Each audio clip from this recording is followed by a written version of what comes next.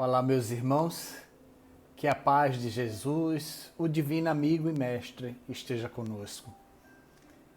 Em mais um encontro para estudarmos o Evangelho segundo o Espiritismo, nós vamos hoje estudar o tema A Indulgência, algo tão necessário em nossos tempos. Portanto, antes de iniciarmos o nosso estudo, vamos fazer a nossa prece inicial. Querido Jesus, mestre amigo, venha a nós, irmão querido, entra em nossos lares, traz a tua bênção amiga, a tua paz. Dai-nos, divino amigo, serenidade, dai-nos harmonia, dai-nos a percepção de tua presença amiga entre nós. Cobre-nos com teu manto sagrado e de luz e nos deixa serenos, confortados com a tua amiga presença. Sê conosco, divino amigo. Assim seja, com a certeza de Jesus entre nós. Vamos fazer a leitura da mensagem que eu reservei para nós, para estudarmos juntos, que é a mensagem Não é Só, que está no livro Pão Nosso, através da mediunidade de Chico Xavier e orientação de seu mentor espiritual, Emmanuel, que assim começa.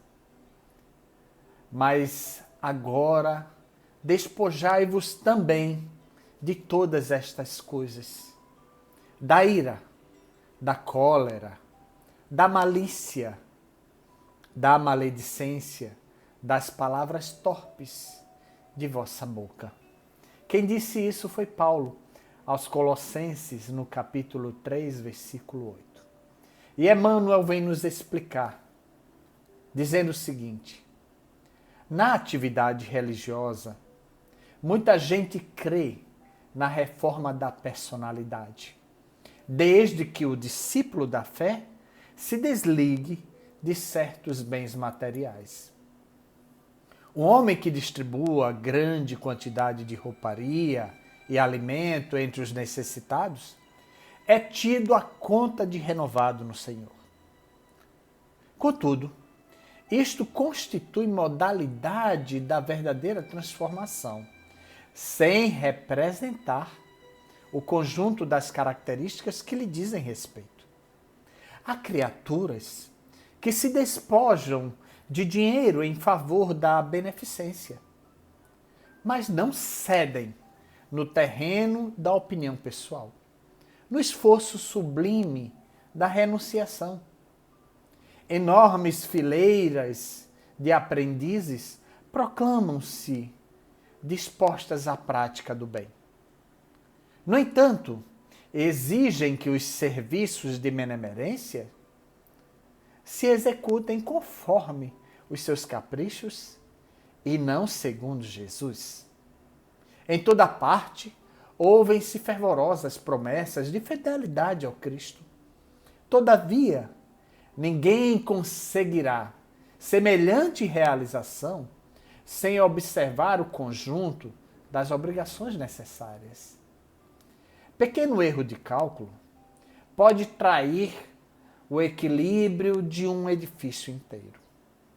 Eis porque, em se despojando alguém de algum patrimônio material a benefício dos outros, não se esqueça também de desintegrar em derredor dos próprios passos os velhos envoltórios do rancor, do capricho doentio, do julgamento apressado ou da leviandade criminosa, dentro dos quais afivelamos pesada máscara ao rosto, de modo a parecer o que não somos. Que linda mensagem, falando, evidentemente, sobre a necessidade de transformações. Mas uma das maiores transformações que nós, espíritos reencarnados, temos que assumir em nós e para com o nosso próximo, principalmente, é a prática indispensável da indulgência. E vamos entender por quê. O espírito Joseph, espírito protetor em Bordeaux, no ano de 1863, passou essa mensagem para a equipe de Kardec, que está lá no livro O Evangelho segundo o Espiritismo, no capítulo 10, que o tema central é Bem-aventurados os que são misericordiosos. O que diz Joseph? Espíritas, gostaríamos hoje de vos falar sobre a indulgência. Esse sentimento tão doce, tão fraternal, que todo homem deveria ter para com seus irmãos, mas que poucos praticam. A indulgência jamais vê os defeitos alheios, ou se os vê, evita falar deles e divulgá-los. Pelo contrário, ela os esconde a fim de que não sejam conhecidos. E se a malevolência os descobre, sempre tem uma desculpa pronta para amenizá-los. Ou seja, uma desculpa aceitável, séria, e não daquelas que, parecendo atenuar a falta, a destacam de um modo maldoso. A indulgência nunca se interessa pelos maus atos dos outros, a menos que isso seja para prestar um serviço, exemplificando, e ainda tenha o cuidado de atenuá-los tanto quanto possível. Não faz observações ofensivas, não tem censura em seus lábios, mas apenas conselhos, muitas vezes velados. Quando vos lançais a crítica, que conclusões se devem tirar de vossas palavras? É que vós que censurais, não teríeis feito o que reprovais e que, portanto, valeis mais que o culpado. Homens, quando então julgareis os vossos próprios corações, os vossos próprios pensamentos, os vossos próprios atos, sem vos ocupardes do que fazem vossos irmãos? Quando abrireis os olhos somente para vós mesmos? Sede, portanto, severos para convosco mesmos e indulgentes para com os outros. Pensai naquele que julga, em última instância, que vê os pensamentos secretos de cada coração e que, consequentemente, perdoa muitas vezes os erros que repreendeis, ou condena os que desculpais, pois conhece bem a causa de todos os atos. Pensai que vós que proclamais tão alto maldito, podereis talvez ter cometido erros mais graves.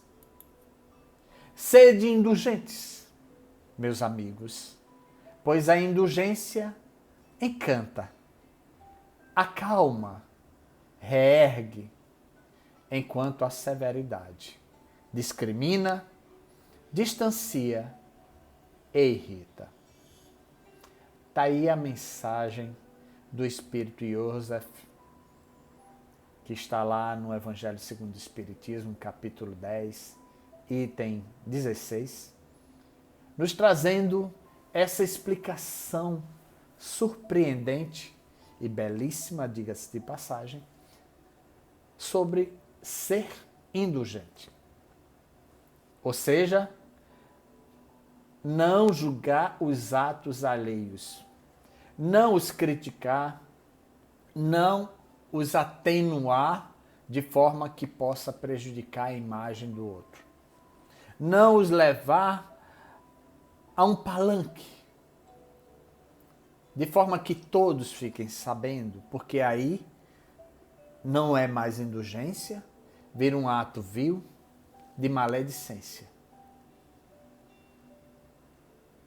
Meus irmãos, a vida odierna, os tempos atuais em que estamos vivendo, tem sido um tempo de muitas maledicências que se espalham das formas mais variadas possíveis.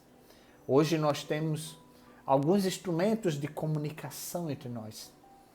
E eu não vou citar, exemplificando um ou outro, mas que deixa a vida da gente muito expostas. E um simples gesto, às vezes uma palavra impensada, pode levar o outro a ser julgado, muitas vezes de forma errada, por ter cometido ato X, Y ou Z.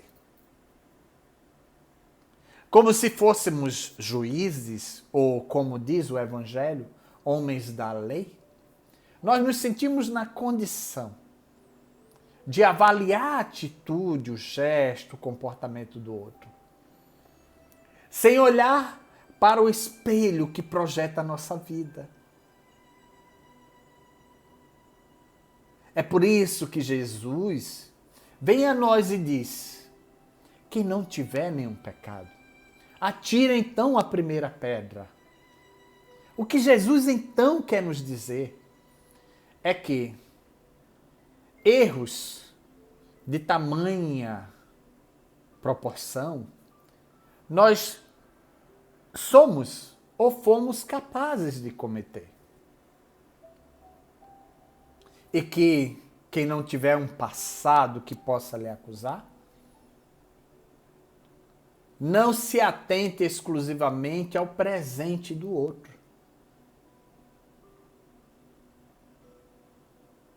Devemos, então, observar para o outro como alguém que, como humano, é capaz de errar, porque nós também somos. E onde, então, estaria a prática da benevolência, tão bem orientada por Jesus e pelos Espíritos amigos?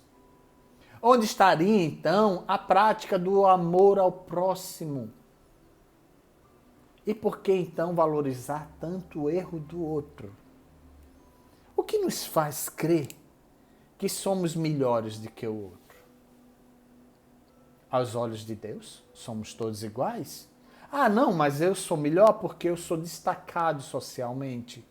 Não é a quantidade de dinheiro que tem no bolso de alguém que o torna melhor, até porque a gente sabe, nós sabemos, que muitas pessoas que são bem abastadas materialmente conseguiram isso de forma diferente de uma laboriosa, principalmente nos tempos atuais.